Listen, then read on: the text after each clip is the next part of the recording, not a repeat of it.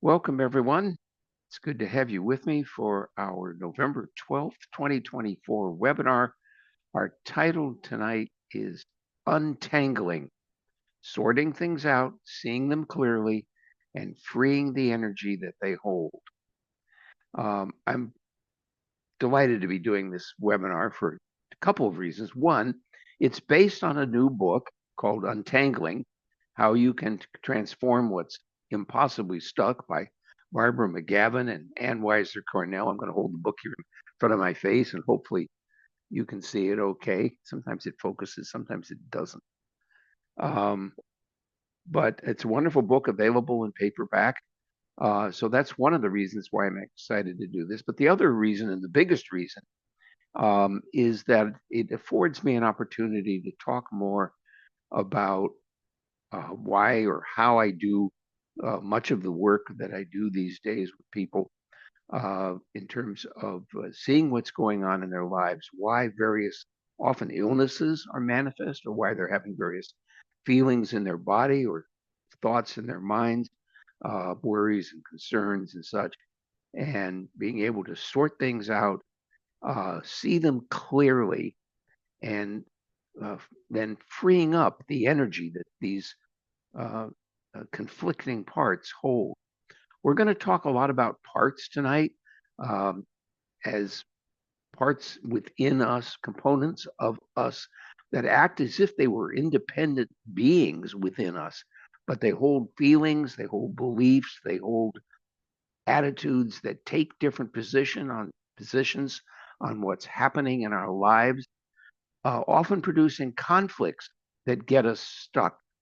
These things often go back to our childhood. Sometimes they even go back to past lives or our family patterns that we incorporate into our lives. Um, Sometimes they're a result of traumas that occur later in life, meaning beyond childhood. But typically, these are childhood things that we really don't have a clear understanding of how we got them, how we got stuck, but we feel that we're stuck. We feel that our life isn't productive, that we're not happy, we're not able to get things done. Sometimes we're procrastinating, sometimes we're irritable, sometimes um, we're just plain unhappy. Um, Sometimes we hide out and stay away from our life, stay away from other people. Sometimes we're the opposite. We're like desperate to engage with people. But in any case, we find ourselves uncomfortable, unhappy, not able to do what we want to be doing and to do it with joy, to do it with a sense of delight within us. Oftentimes we get things done, but it seems so painful. We have to, maybe we wait to the very last minute and then we have to hurry and it's a pressure and we feel the stress. And a lot of times we feel like we just won't do anything unless we're really stressed, but we just got to do it. So life doesn't run smoothly and we're feeling really uncomfortable. Um, it doesn't have to be so bad. It could be relatively minor things that are, that we're hung up on. Maybe we just stay up a little late, surfing the internet or reading or watching videos, that sort of thing on our computers or on our cell phones. Um, but we realize, oh, I should be going to bed.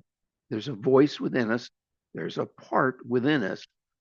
They often show up as voices within our head, but and it's all our voice, but it's voices that say, oh, you should be doing this, and then another voice that goes, I know, but I want to be doing something else. I want to be having fun. I'm entitled to have some fun, even it might say. And so, we find ourselves engaging in behaviors which are really not productive, maybe take away some of our sleep, pardon me, or otherwise make us uncomfortable. So when we get stuck like that, our energy gets tied up. It's not free to run our bodies. And so we may suffer from fatigue, even chronic fatigue syndrome, that kind of terrible fatigue. Or we just feel down and depressed. Um, but we seem to be spinning our wheels, going over the same situation again and again. We often call that rumination, thinking about something. over and over and over, but without resolution. We just can't get a result. Now, we just went through an election cycle, and I think it's very appropriate to talk about that at this point, not in terms of what actually came out, but in terms of what we went through leading up to the election. And then perhaps on election night, if we stayed up and watched the returns, or subsequently, how we feel about the election. Do we feel triumph or failure? Do we feel exhilaration or dejection? Do we feel determination to get out there and do what needs to be done and make things better? Or do we feel, enough? I'm just going to, whatever happens, I just submit. Do we feel submission? Or do we feel confidence, self-assured that, well, yeah, we're going to do our thing and it's going to be okay. And, there'll be challenges and that's fine, but we're going to do whatever. Or maybe we're feeling like, oh yeah, everything's going just as well as I had hoped. This is terrific. Or the opposite, are we afraid of what's coming? Afraid of what, the next 4 years are going to bring, and maybe even beyond 4 years, what's going to happen to our country, to our democracy, to our economy, to our healthcare system, and so on. So we can feel confidence or we can feel fear like that. So all of these different things obviously exist in conflict. Something inside us feels triumphant. Something inside us feels failure. Something inside us feels exhilaration. Something inside us feels dejection, determination, submission, confidence, fear. We can find a lot of opposites. Parts of us that say, well, we should do this or we should have done that. And then parts of us that say, I don't want to do that. I couldn't do that. So, we're going to come up with all of these conflicts. The point is that these conflicts, they hold energy. And we call them tangles because, frankly, on the energetic level, on that subtle level of the body's internal energy, it looks tangled up. And where it shows up can be in different places in the body. As we go to, when we talk about how to deal with it, we're going to find where in our body we feel those things and then what those things feel like. And we're going to work our way through it. But we're going to get there. So right now, we want to recognize that we can hold multiple feelings, attitudes, and beliefs in a tangled web of contradictions and conflicts. We hold these energy bundles in our minds, our brains, and our bodies. We can identify them in all of those places. We can say, oh, it's a thought in my mind. It's something that I obsess with. It runs over and over and over in my mind. Or I feel like, oh, my brain it's just fuzzy, foggy, confused, exhausted. Or we say, oh, it's in my body and it has a sensation, physical sensations that we can describe. And describing those sensations and where they are located can be very, very helpful in this process that we're going to learn and go through. Now, we often recognize that physical sensations initially may progress over time from sensations of dis-ease into manifest physical or mental diseases, things we call diseases.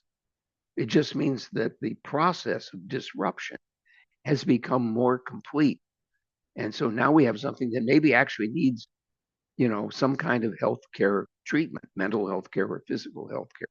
And that might mean a medical doctor or surgeon, or it might mean, some other kind of health provider services, health provided services. So we can review that. So I'm going to step into a little bit of what Barbara McGavin and Weiser Cornell have said about getting stuck, about how that shows up. They outline 6 ways that we react when we're stuck. Now, these 6 ways, when I first started reading this, I was thinking in a very scientific way, are they clinically identifiable statistically differentiated so that we could see clearly it could be one or another. They really aren't. These are just words that we use to describe different ways that we respond when we're stuck, when we have an energy tangle. Um, and so these ways are very useful because they help us to see what's going on. And then in a little while, I'm going to explain how I see what's going on and how I deal with it. So the first way is what they call hijack. This is probably the most common way that parts within us respond and produce a syndrome, if you will, a certain state or style of functioning within us that gets us stuck.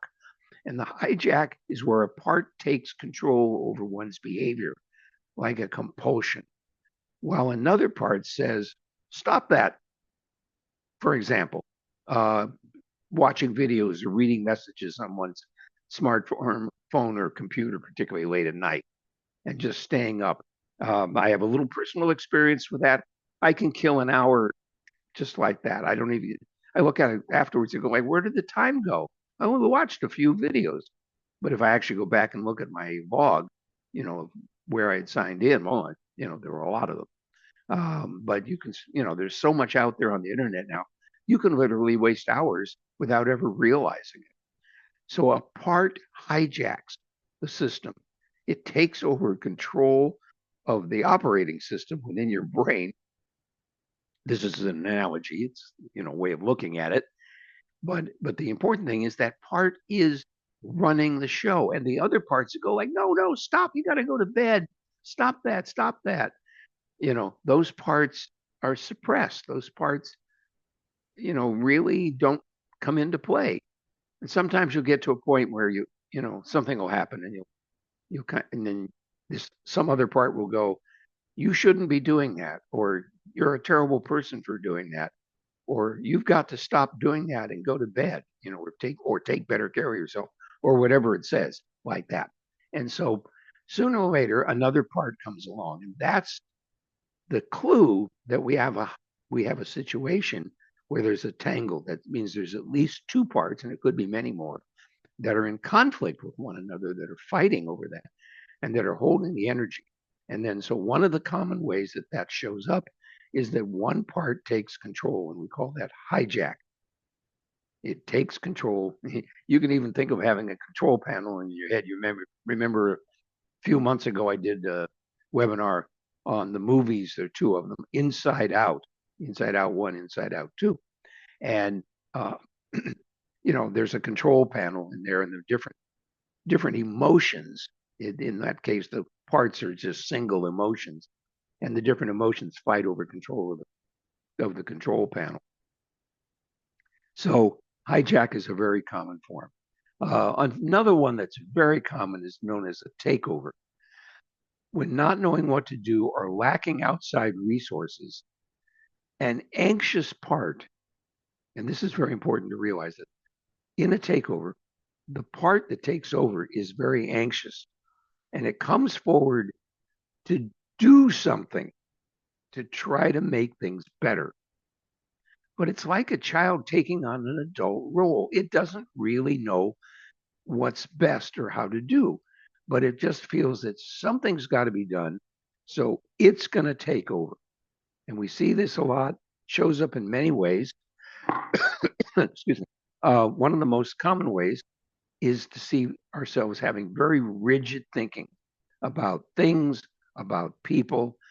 It's an attempt to control every aspect of one's life, one's family's life, if you're a parent, to control every thought, emotion, every action. Control, control, control. Because what's happening is the anxious part feels like life is out of control. And so it tries to grab a hold and take control, but it really doesn't know what it's doing. And so it remains very anxious. Sometimes it's successful, gets a little bit less anxious, but then something else comes up because life is like that. There are challenges practically every day. And then it's a challenge. We have to rise to that challenge. So we look for ways of dealing with things. We may actually do quite a bit of study about it, looking for validations and for solutions in books, workshops, self-help programs, maybe even under the tutelage of a mentor or guru, particularly gurus, particularly people who are self-proclaimed experts. Then they may even have degrees after their names, but they have the solutions that people are looking for. And there are dozens and dozens of them out there. I survey them every well, fairly often. Um, I'll get an invitation to attend a workshop or something, and just look at what other people are offering, what other people are teaching. Um, and I can see that a lot of times those people are trying to fulfill that kind of a role where they're helping people who don't know what to do with themselves, with their lives. They can't figure it out. I'm going to take a drink.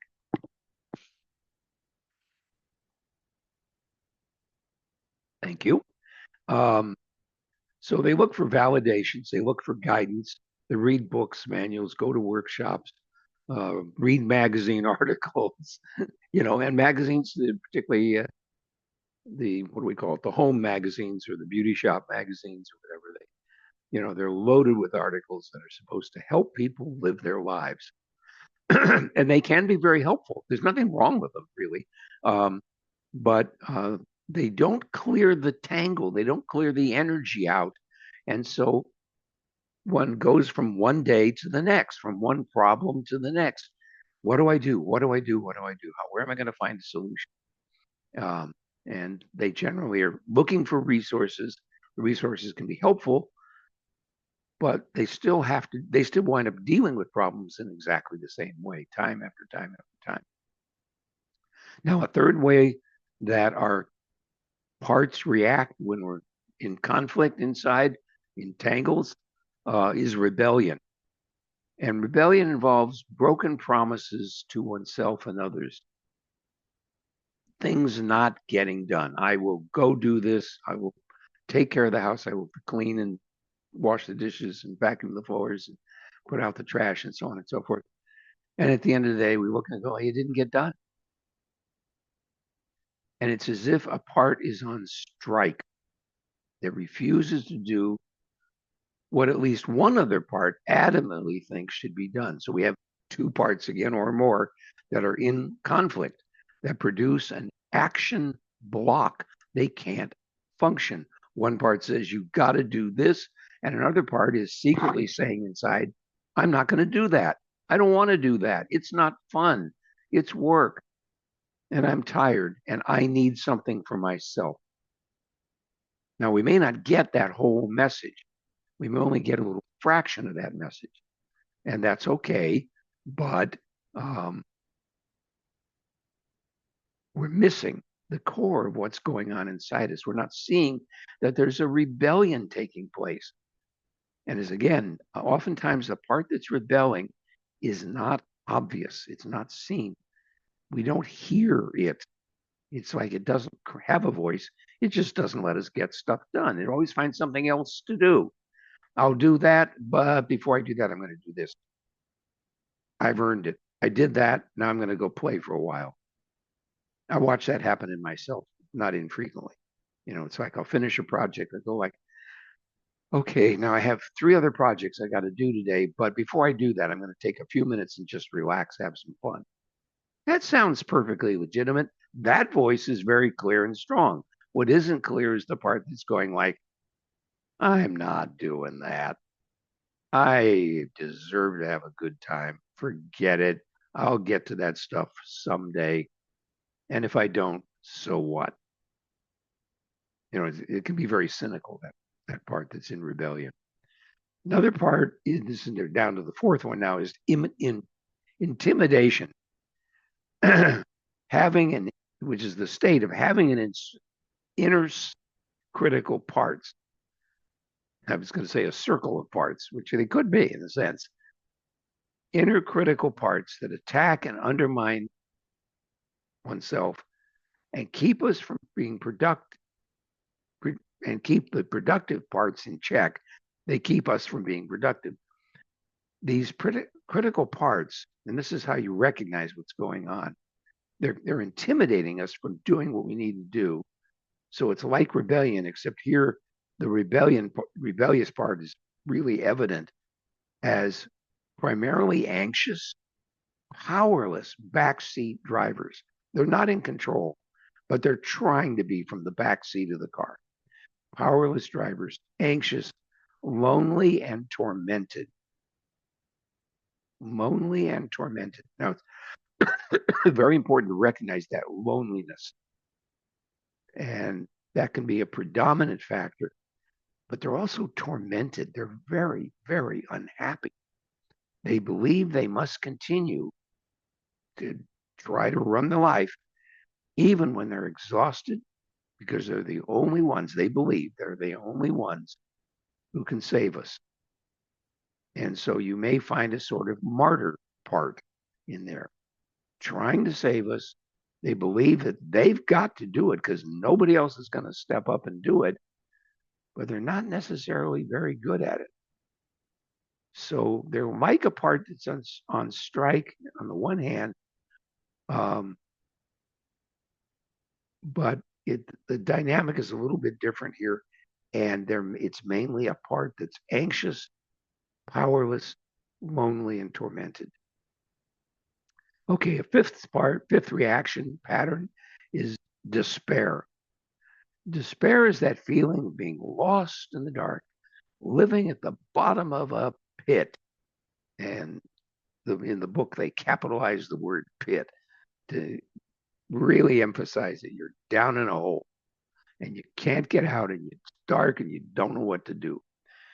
Filled with negative thinking, lots of negative thinking about how horrible the situation is, how we don't know what to do, how nothing we can think of doing or have tried doing has worked. We're just doomed. The obvious part is the one that feels bad in this tangle. The obvious part in this tangle is the one that feels bad, feels hopeless, is despairing, and or feels doomed. Less obvious parts, though, include the part that numbs your feelings. Numbs the feelings. You can't feel anything. What's wrong? I don't know. I just feel lousy. I don't feel like doing. Are you sad? Well, sort of, but you can't get in touch with the feelings. You're just numb. There's a part that denies your miserable state. Oh, I'm all right. How you doing? I'm fine. Worst question you can ever ask anybody is, are you okay? That's not the way to phrase the question. If you think they're not okay, say, I'm concerned. You don't seem to be happy. Is there something going on? Or what's going on? Even be even more direct. Just say, what's going on? I'm here for you. Let them know you're there for them. And then there's a part, so we have the part that's numb, and that can dominate. And then a part that denies your miserable state. I'm okay. Oh, I said that. Okay. I'm okay. It denies your miserable state. And then there may be a part that thinks you're an incompetent idiot and a failure, right? A very critical part that thinks you just can't do it. You're just not good enough. You've tried before, you failed, you're going to fail again, and so on. The despairing part may resist being cheered up. This is an interesting one. The despairing part may resist being cheered up because it believes that good cheer would invalidate or abandon something essential within. Isn't that an interesting one? That the despairing part may actually resist your support or the support of anyone from the outside, cheering it up. A friend says, oh, come on, let's go out and have some fun. I don't want to do that. Why don't you want to do that? Well, they won't say it usually. but it's something we have to explore when we're working together. Maybe it's because you invalidate, or feeling that good cheer would invalidate your miserable state, which is important to you. So that part may believe that feeling miserable is valuable. It may value it, may treasure it even. And so you have to acknowledge that. I have a feeling what do you call it? Not ringing bells. Well, maybe, but uh, anyway, these things are resonating with some people who are listening to this. And let's get on to the last section then, which is longing, longing, longing. I said it 3 times. Excuse me, to bring some emphasis. Longing for love, for acceptance, for recognition of what one is truly, rather than what others expect one to be. I'm going to say that again.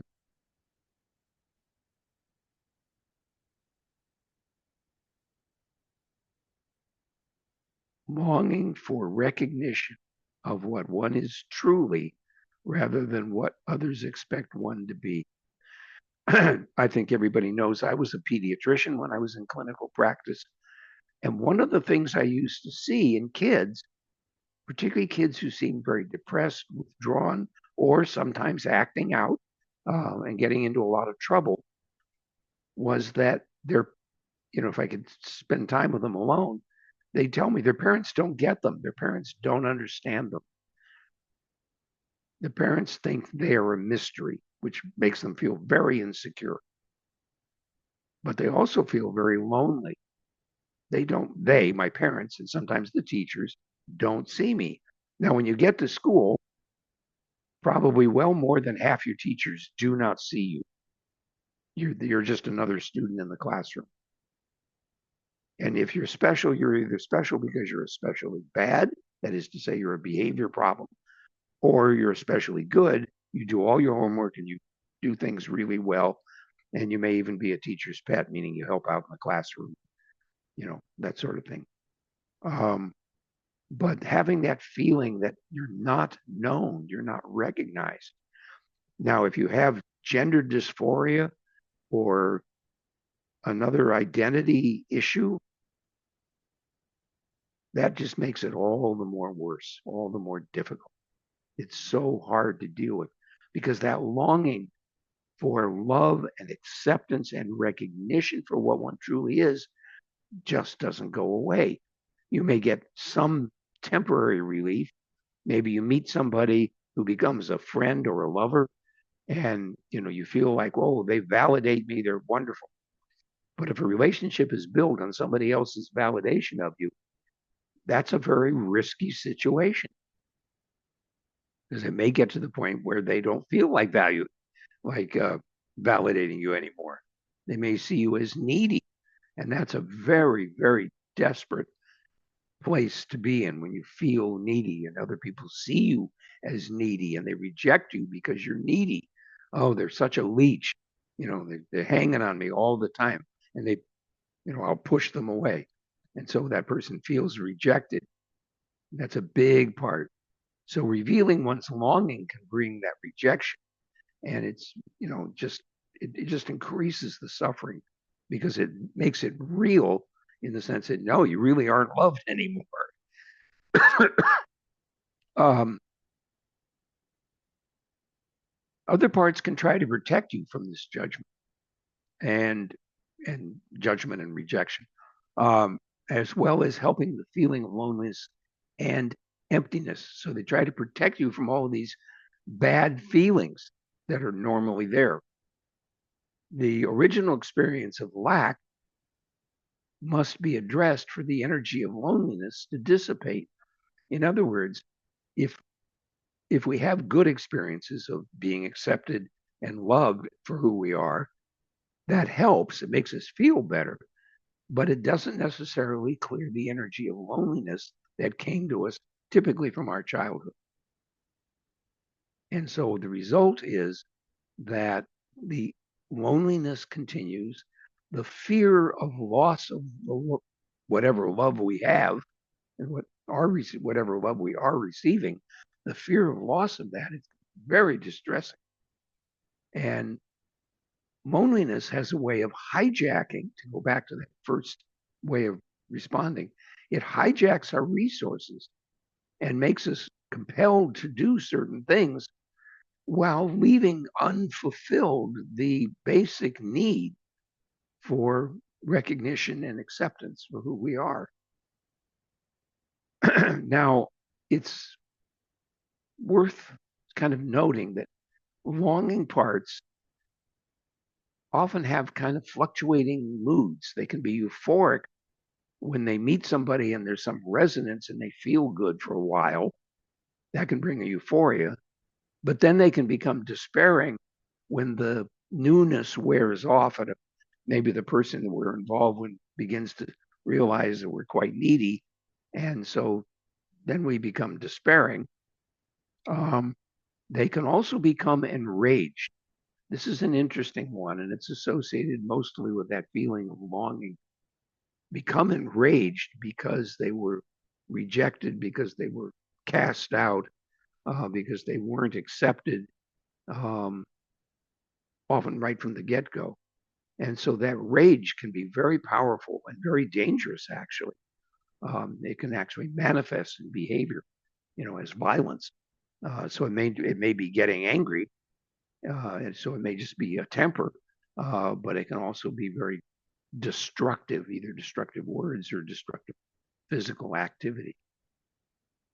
So those are the 6 things. Let me just repeat the names of the 6 again: hijack, takeover, rebellion, intimidation, despair, and longing. Okay? Well, let me spend a minute now on what makes my work special. And I'm going to move away from the content of the book because that's the nature of my work. A few things that make my work special.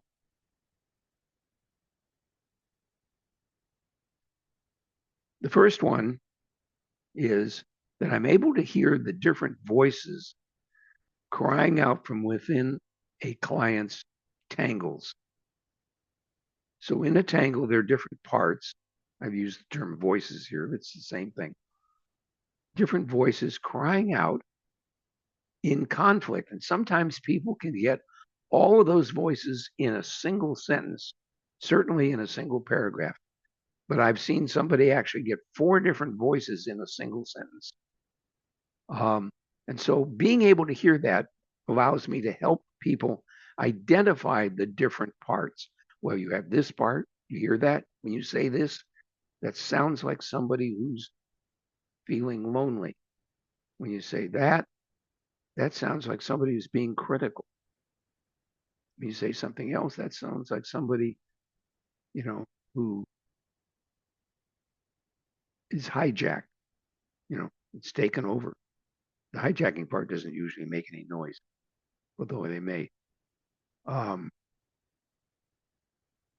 So hearing those different parts, helping people find them, that's one of the things that I do, which I think with some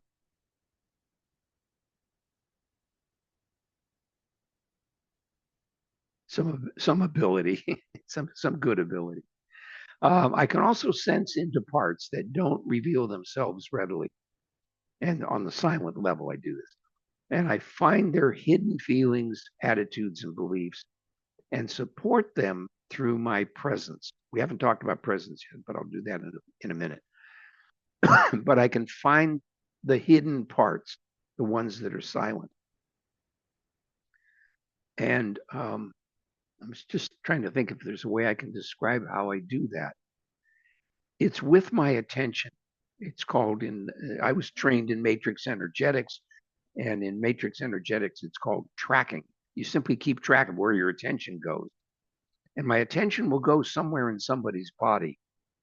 And I've learned to always trust that. It's like wherever my attention goes, that's where it's supposed to go. to do this process. And so I tune in, and then it's what do I feel there? And so maybe I'll hear the more superficial stuff and see the more superficial stuff. And then after a little time, not much usually, I'll tune in. Oh, there's something here, and it's sad, and it's hurting, and it feels like a little kid curled up in a ball, and it's shaking. And, so I get all of that kind of stuff. And I may not even mention that to the client. It just kind of depends on the situation. But if that part really feels it needs to hide, I'll just let it know that I'm there with it. It's okay. And I'm not going to give it up. I'm not going to bring that up to the surface. Oh, okay. So now it starts to be there for a while.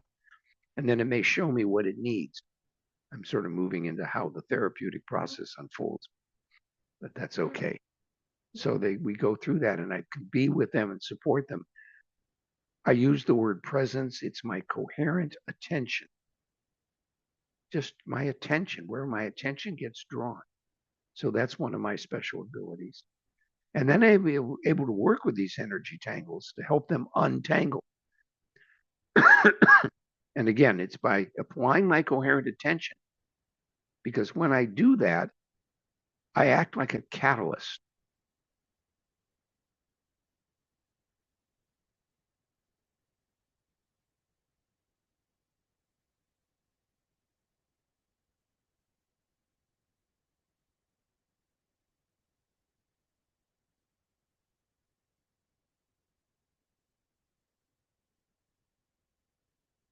So I act like a catalyst. I'm sorry, I'm improving my notes. Um, and by using techniques that directly transform energy. And I have lots and lots of those techniques. And so working at that subtle level, usually in silence with people, I can transform energies and bring about either this process that we are talking about here, or to just do it on an energetic level, purely energetic level, and just transform the energy. I was working with somebody today, and something had happened. It was interesting. They were on another continent, um, but they contacted me. They needed some. It was kind of an emergency, and so I went to work with them. And the first thing I did was just to pull out the disturbed energy of their system. It was just so stuck, and I just pulled it out and threw it away. And then the system opened up, and then I could get the energy flowing and bring about healing. So all of that is on the level of energy and just my inner vision. So those are the three main things, pardon me, that I do that can be of great help to people. Let's spend a minute on learning how we get unstuck. I do seem to be running on today, don't I? First of all, being present, bringing my presence, my non-judgmental awareness, non-judgmental coherent awareness to bear on a situation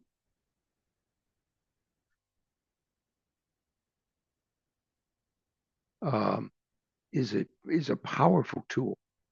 I can't bring enough emphasis really to how valuable that is when we work on ourselves. Each of us here attending the webinar, or who hears this later on the internet, um, working on ourselves, bringing that coherent attention, and we find that presence, that being. Being means existence, pure existence. One, through transcending, practice of transcendental meditation being the foremost means of achieving that, because it takes us directly to the goal of our pure being, transcendent to all of our experience. So that's very powerful. And then the second way is through the use of language that helps us be an impartial observer of our inner and outer experience. And this language can be very, very valuable. I'll give examples of that in a moment. Bringing empathy.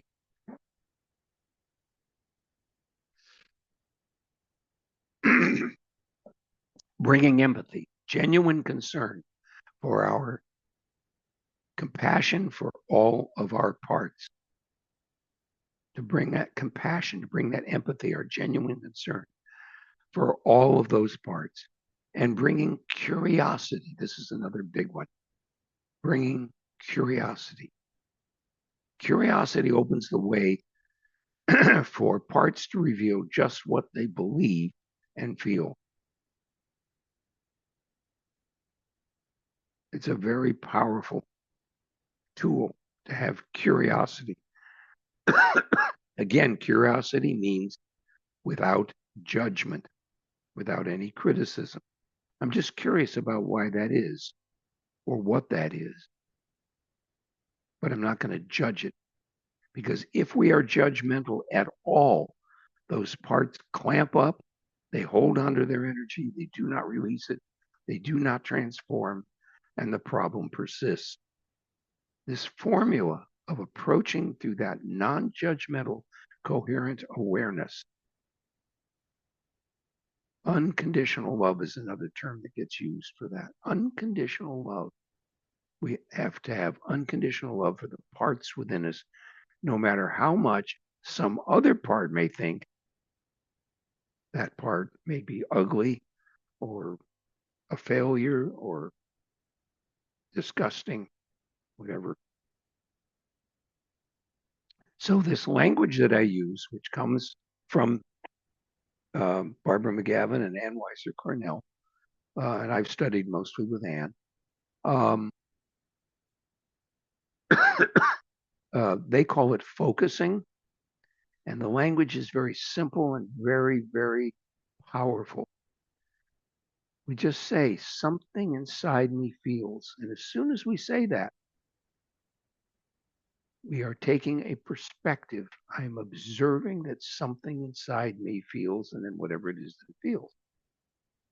Something inside me feels, whatever that is, and I'm here with it with interest and curiosity. You can use that whole phrase or long sentence because it helps to get you into that state where you can be an impartial observer. Something inside me feels sad, and I'm here with it with interest and curiosity. And then we can explore more deeply.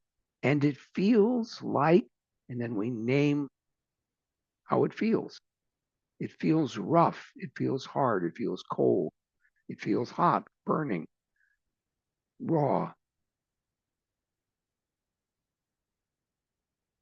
It's a sharp pain, whatever it is. And then another question that we can pose and get the answer to, and it wants me to be with it. And then you describe how it wants you to be with it. It wants me to sit quietly with it. It wants me to hold it and rock it. It wants me to reassure it.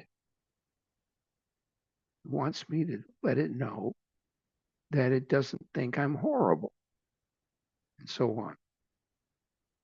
And then a final thing we might ask, what do you want me to know? And then so we could say, and it wants me to know, and then stay what it is. What it's trying to tell you, what it has come to tell you. Okay, that's our therapeutic approach. It's very simple. It's not complicated. It deals with all of the parts without judgment. They're just parts. And we've learned how the parts can look. There's many different ways they can look. And they show up, and we just see which parts are there, and we deal with them as they come into it. It's just as soon as we say something inside me feels, and something else inside me feels, something different. And there's another part inside me that feels. So we can have many parts, and then we can learn how to deal with one or two or three or four, like that, how to deal with them collectively or individually. Sometimes we say figure out which part needs the most attention or needs attention the most right now, say that the correct word order, which part needs the attention most right at this moment. We deal with that. And then these parts can transform. Sometimes we find that they begin to find ways that they can work together instead of always being in opposition to each other and creating a tangle. Sometimes the parts just learn to accept the existence of other parts. Oh, we can have that part and we can have this part and another part, and that's okay. And so we find that those things happen, and then we can literally physically feel the transformation take place. It may not happen that we feel it, but often we do. We feel that transformation take place. And then back in the world, we find life gets easier, life gets more productive. We are happier, we are healthier, we're more productive, we're having a good time. So it's a very, very powerful program. Okay,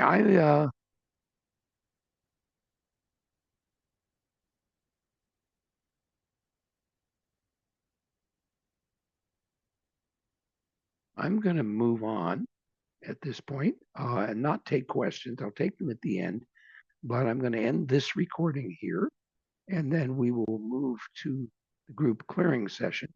Just to mention that the next webinar will be the second Tuesday of December. And I don't yet have a topic for that because I thought I was going to and then decided to change it. So we'll see where we go.